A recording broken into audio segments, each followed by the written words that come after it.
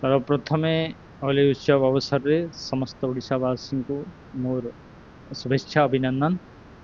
प्रभु श्रीकृष्ण समस्त को सुख शांति एवं मंगलमय कर रखु। एटा आमर हिंदू धर्मावली पाई होली एक गोटे आम पाई गोटे हस खुशी एवं गोटे भाईचारार पर्व। आपण वर्ष सारा जो मान सहित आम कि गोटे मनोमालिन्य नहीं थाए ये होली अवसर रे आमे तांको रंगटे बोलीदेले से जो मनोमालिन्य थाए से भी दूर होता है।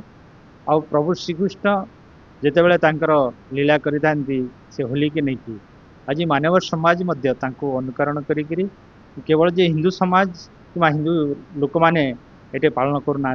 आज आपण मैंने देखिए अन्य धर्मावलम्बी लोक मैंने होली को से अनुसार धूमधाम रे पालन कर। तेणु ये होलीटा हूँ भाईचारार पर्व। तेणु यहाँ सुख शांति मैत्री हो गोटे शांतिपूर्ण भाव में होली को आम पालन करवा।